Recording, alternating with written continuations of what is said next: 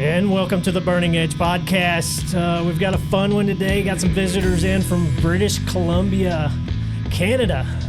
Thanks for coming, guys. Yeah, man. Thanks for having us. Happy to be here. We got Brent Roberts and Evan Slater coming in with some copper mining fire rescue experience. So it's going to have some pretty cool stories, I think. I've never met anybody that did copper mine rescue or even mining rescue. So we're going to get your stories, get your backstories, and we'll just share some firefighting stories. How about that? Man. Yeah, sounds like fun. Yeah, It's gonna be a good one. sweet.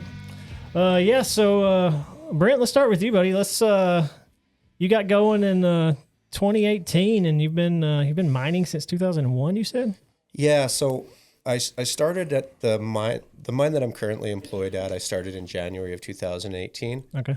But I got my start in mining in the early 2000s. And I got into mine rescue back in probably 2001, 2002. Okay. And it's something that I just fell in love with. Mm-hmm.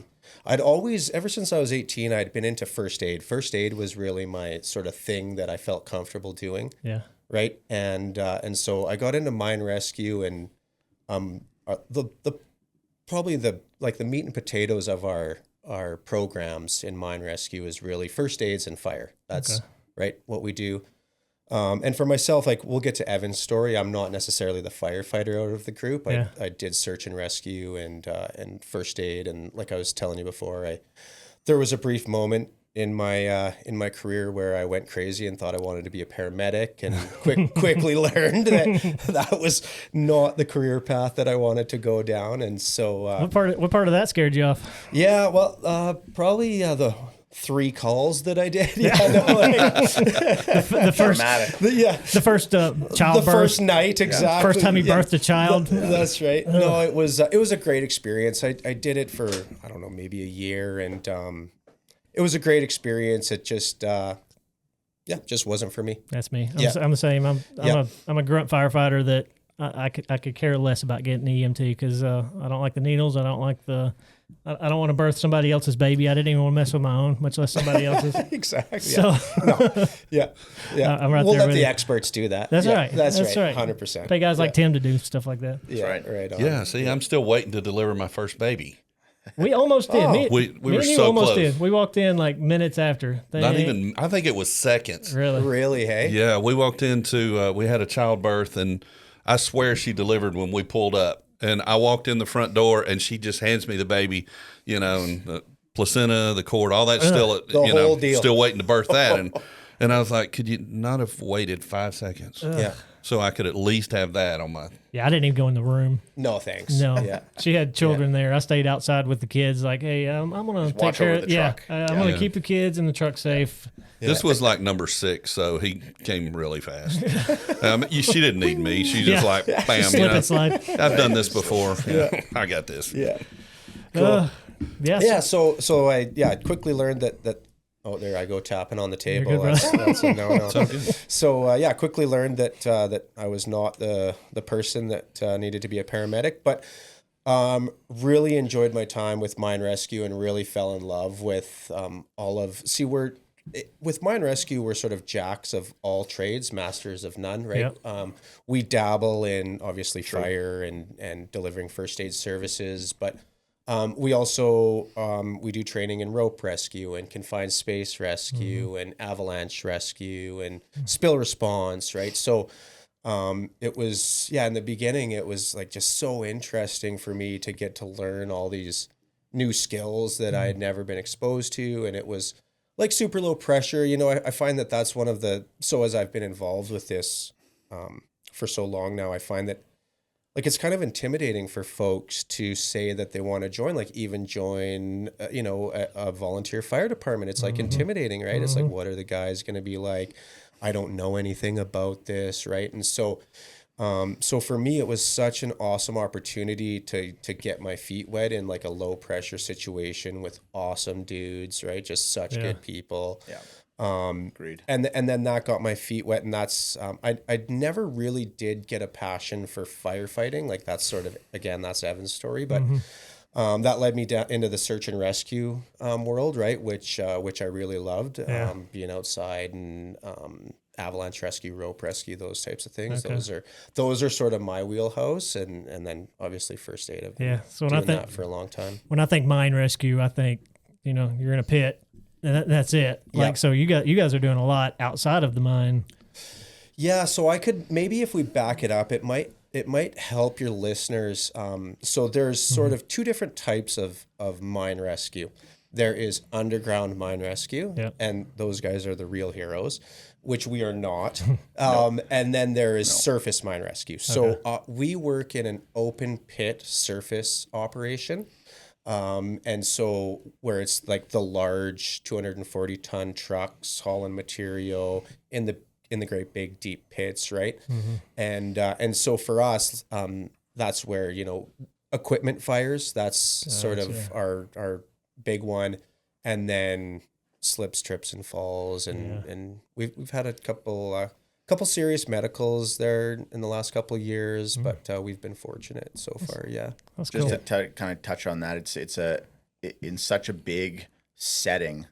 We're not responding to code ones and calls every day, but there's so much opportunity for a massive accident of any kind that can happen. Yeah. That could be a once-off, but that could lead to fatalities. And Yeah. so you really have to be prepared for the worst of the worst. There's a little chance that can happen, knock on wood, but you realistically have to be prepared for those sort of things. Yeah. So is your day-to-day, are you guys usually on standby, waiting for something, or do you have secondary jobs that you're doing? Secondary jobs for sure. I'm more on the preparedness side of things. Okay. So a lot of gear checks, maintenance checks. Yep. We do ongoing weekly training and putting some of our mine rescue members through different various courses, whether it's fire stuff or on the first aid side of things, or confined space and high angle rescue and all that kind of stuff. And it's more getting prepared for those tones and whatever it could be, because a million different calls could come in. Yeah. That's cool. Okay. Well, Evan, tell me your origin story. How you got into firefighting? Yeah. What got you to where you're at now?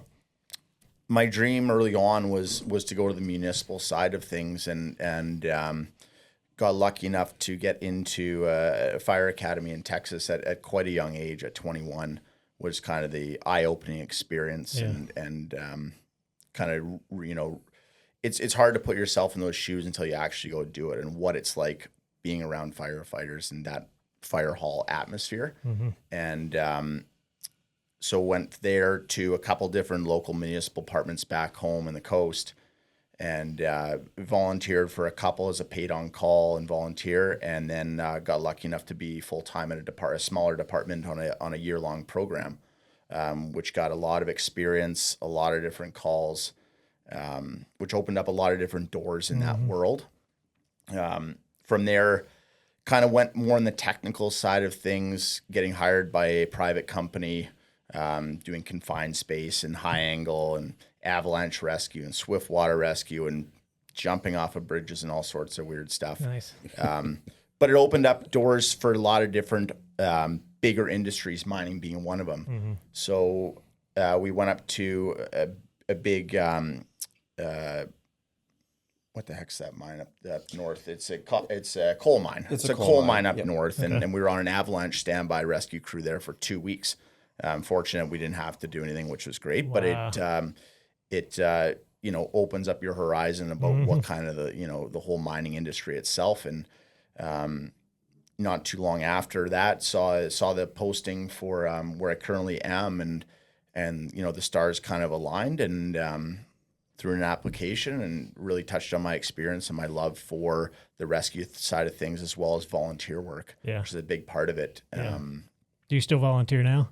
I do, yeah. Sweet. Yeah, I'm with the local fire department we have in town. Okay. I've also done quite a bit of volunteer work with an autism network, teaching skating and that sort of thing, which is nice on a resume, yes, but I would do it regardless. It's something I have, it touches home sort of thing. And and I've started a Movember fundraiser of a number of years, and raised a lot of money for cancer, immense cancer, prostate cancer, and suicide awareness and that sort of thing. And came with a pretty gnarly Chuck Norris I mustache. was going to say, but that- that's you okay. look like you could rock a good one. It was nasty. It was good, man. It was nasty. But it all ties together, and I'm very happy with the role I'm in now. Learning a lot from Brent and some of my senior guys every day, and I'm very happy in the role I'm in. That's sweet. That's sweet. So, Brent, tell me about you said the mine search and rescue. You've got a pretty deep history. Oh yeah, sorry. We were talking about. So every year in British Columbia in our province, we do what's called we have mine rescue competition. Yeah. And so there's several different zones throughout the province, and then the winners of those zones qualify for the provincial mine rescue competition. Yeah. Which I'm proud to say in 2024, our team and our guys were the British Columbia provincial mine rescue champions. Nice. So, yeah, No big deal. Congratulations. No big deal. No big A lot deal. of good hard work comes with that. Exactly. Yeah. So we're just fortunate, man. Our people are just rock stars, and we're just so lucky that we have such good people. Yeah. So we do that every year, and it's just such an awesome opportunity for the guys. It would be similar to kind of like firefighter games, very similar, where it's more scenario based. Mm-hmm. And so they'll put together in a typical day, like in the provincial mine rescue competition, you'll have a fire task, you'll have a rope rescue task, you'll have an extrication task.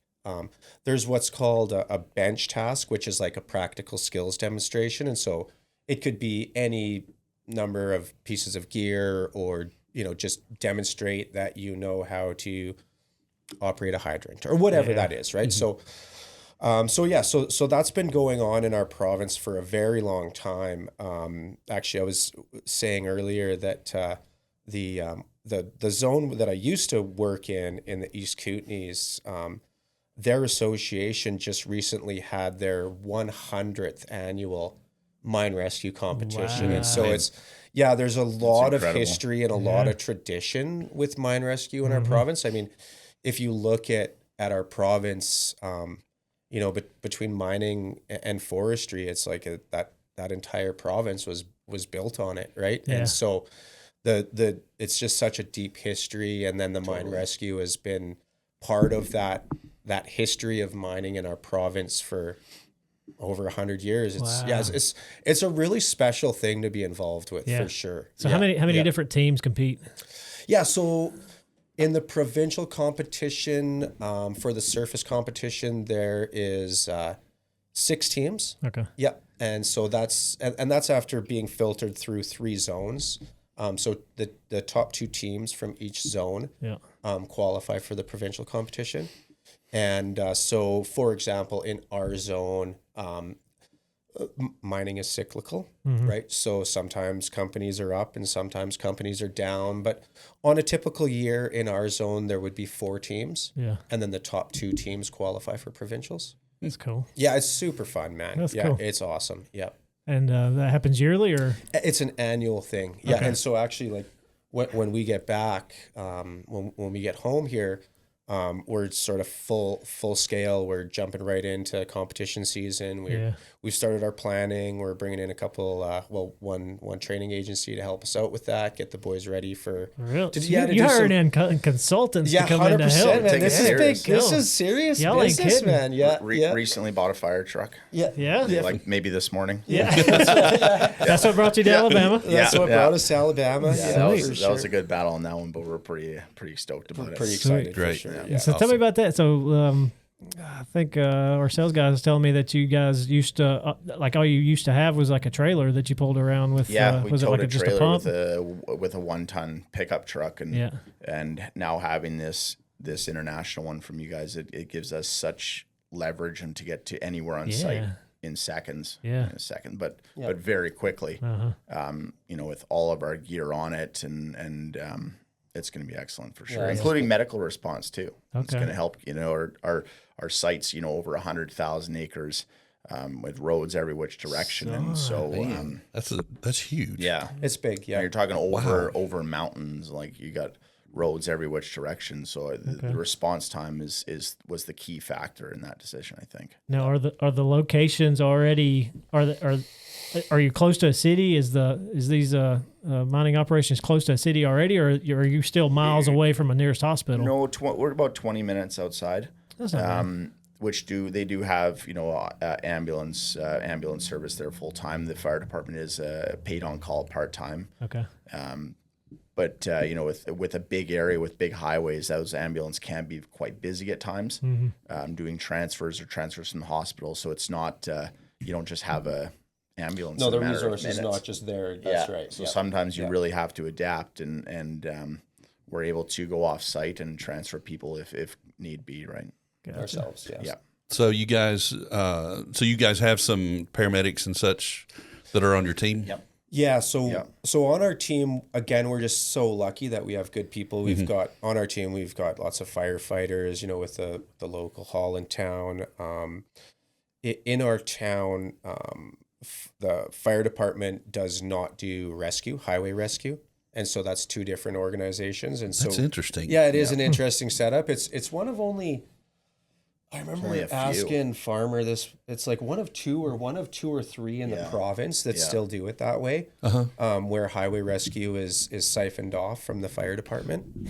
Who does highway rescue? So it's their own association. Great people, and they're highly skilled dudes. And Part of the fire hall, like it's in the same building, but they're their own crew. They have their own gear and their own trucks ready to go and respond to a wide range of all sorts. It can be terrible accidents on a highway like that. Yeah, it's a very busy highway that it's Highway 3 in British Columbia, and it's a Crow's Nest highway, and it runs like basically from the coast all the way through Alberta, and so it's one of the main highways that takes you through our province, and so it's very busy, and those guys see a pretty high volume of calls for sure. Interesting. So is that a British Columbia thing that they keep them separated, or what's the? I don't know the whole story there, Joe. It was like, I think like back in 60s, 70s, 80s, it used to be a thing where in these small communities it was often separated. Yeah. And then over time the associations just became more integrated. The departments were taking on those responsibilities. Yeah.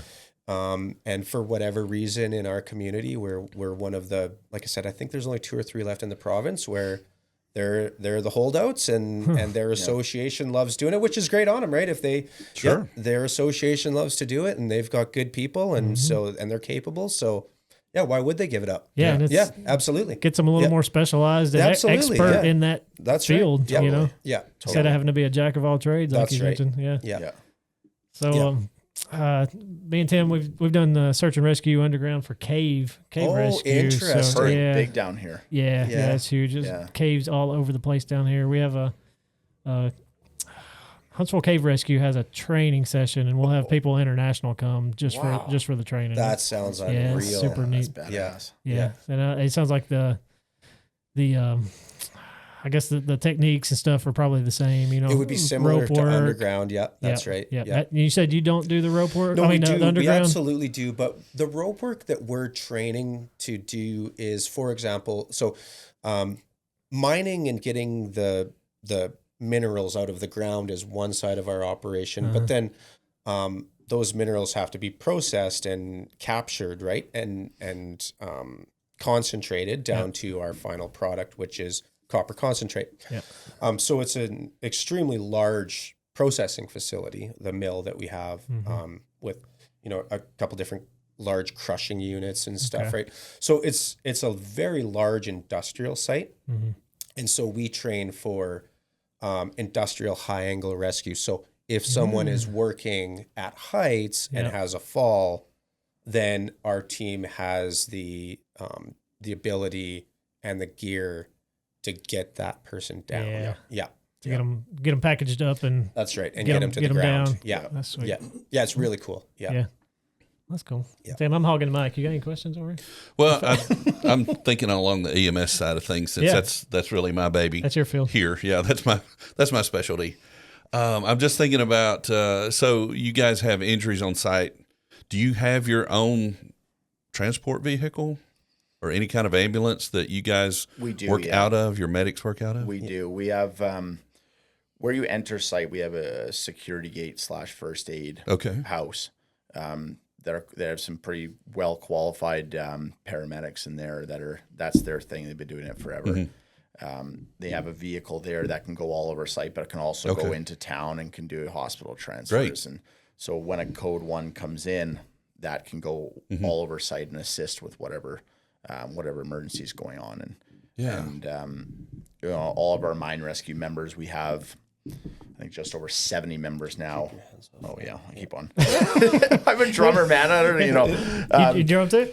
Yeah. So yeah, we have just over 70 members now on our mine rescue department that I kind of run, and it's a very well-rounded team. You have people that are firefighters and paramedics, and highway rescue guys, and guys who are just the rope gurus search and rescue, and then a lot of guys who are and women who are just excellent with problem solving, and their mechanics and machines and engines and all that kind of stuff. And it's a lot of different weapons to a team, which is excellent. Yeah, we're able to leverage just like this unbelievable sort of variety of skill sets that we have at our fingertips, right? Like, on any given team, there'll be an electrician, there'll be a welder, Totally, and there'll be a firefighter, a highway rescue guy, right?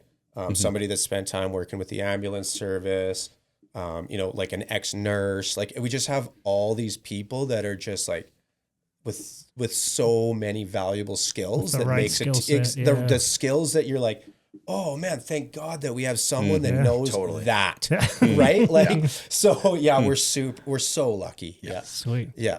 How do you guys do your, how do you work like shifts? Like, say, okay, these 6, 7 people, you guys are the response team for this shift, You want me to touch on or how do you guys work that? Or is everybody on call? Like for us, we're volunteer. All of us are on call. Well, it's a BC standard in their code to have 6 mine rescue members on site at any given time, day, night, weekend, holiday, whichever. We have a standard of 7, which gives us a little extra breathing room. But during the day, we can have up to 12, 13, 14 guys or women on the crew at any given time. And like Brent was saying, they have a wide variety of jobs. And if those tones go off, they drop whatever they're doing. Okay. And respond accordingly. Gotcha. Okay. Yeah.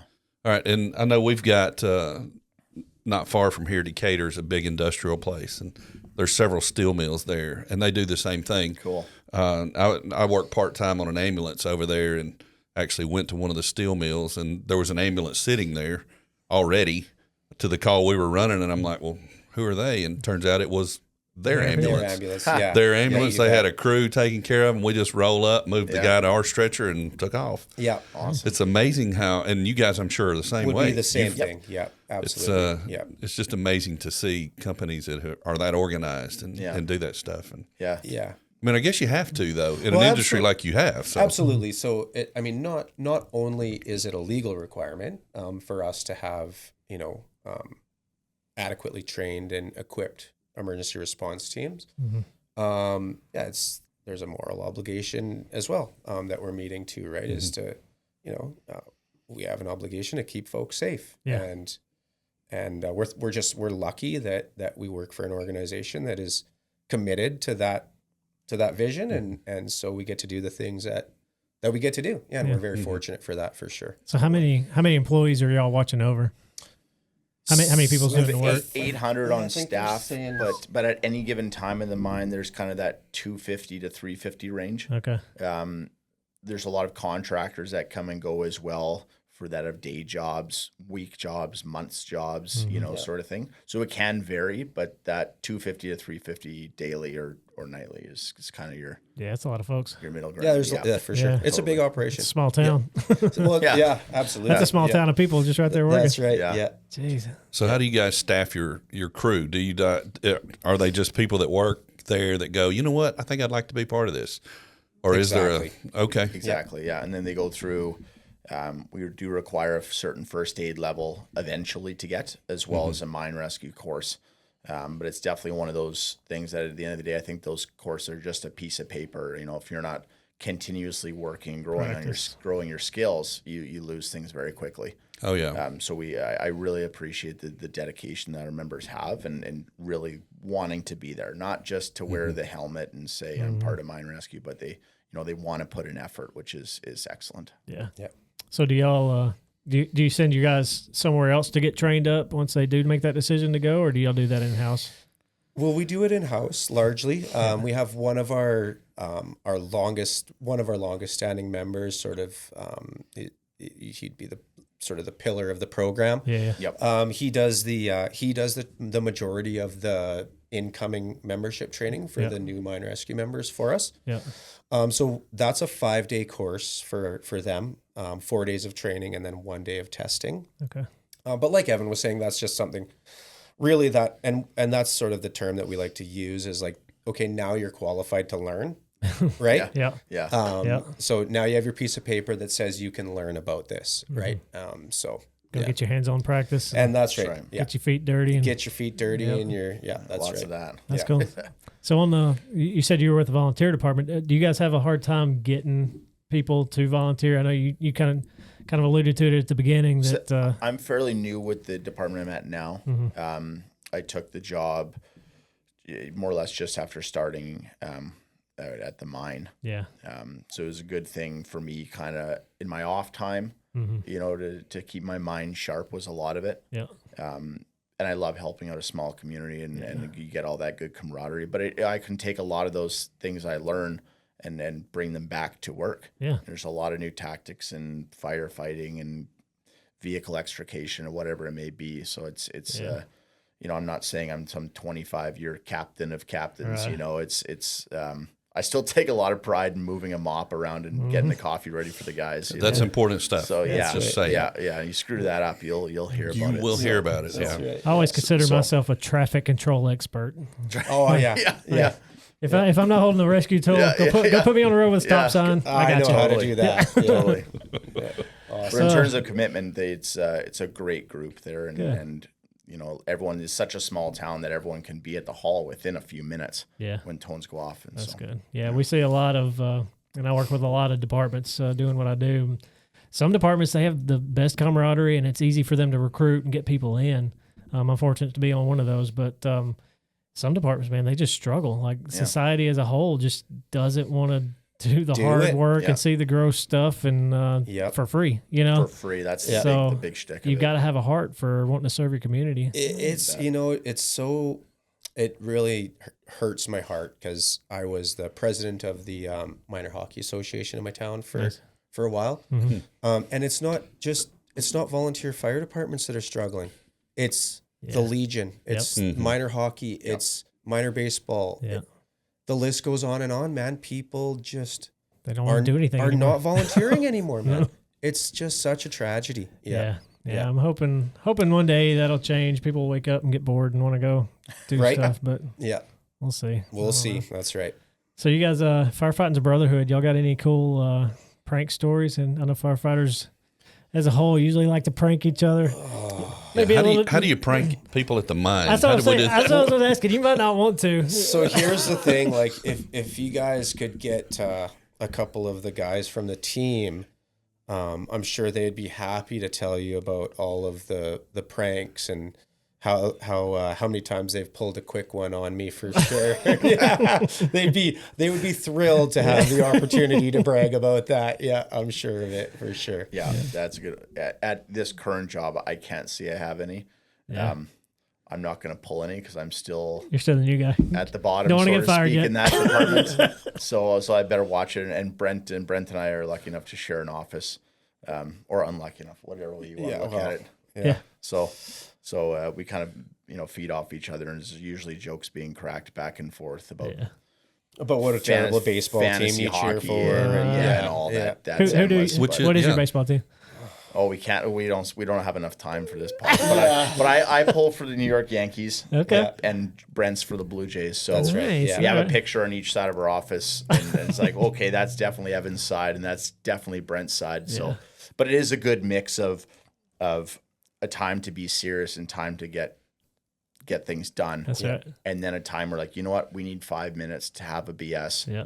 and talk Let's shop talk about sort baseball. of thing. Yeah. Close the door. We need to have a 5 minutes talk about fantasy hockey Yeah. and whatever it may be. And it really, for me anyways, I noticed it really resets my system when sometimes my brain's about to explode. And I really, I need a 5 minute here badly. Yeah. And it resets the system, and then you can get back to it. So Yeah. I'm not going to talk about our trauma that we're going through in Brave territory right now. I think Oh, we're that's tough. it's only Oh, 0-6. 0-7. It's after 0-7 tonight. Oh yeah. no. Dodgers just pulled one Is out that a last 0 night. winning percentage? I think so. It that's, is. That's tough. Go. We're not going to bring that up right now. Dodgers. Yeah, that's a different. Yeah, They're a different crew. Shogun's tough, Yeah. but He's no yeah. Aaron Judge, but he's not bad. Had to throw that one in there. Why it's- wouldn't? Get that in there. Yeah. Okay, let's move on for baseball. Yeah, Otherwise, we Evan's get just going to carried make away. everybody angry. Yeah. Yeah. Yankees fans tend to tick Yeah, people we're- off. pretty Yeah, quick. they're good at that. Yeah, that's right. Yeah. Yeah. True. No worries. Tim, you got any questions? I don't. It's been fun talking with Yeah. you guys. Absolutely. Listening to the different Yeah. stories. Thanks for having us. This is Great. Yeah, appreciate you guys coming in, man. No, that's really awesome. Thanks for having us. Yeah, me and Tim's considering this like a collection of firefighters from all over, and you checked a good box for us, man. That's Re- awesome. Yep. Yeah. Really Yeah, appreciate thanks a y'all lot, coming boys. in. Thanks for having us, fellas. Yep. From the Brindley Mountain Fire Apparatus Podcast Studio, for Tim and Joey, thanks again, Brent and Evan, for coming in, and thanks for listening. Yeah. Appreciate it.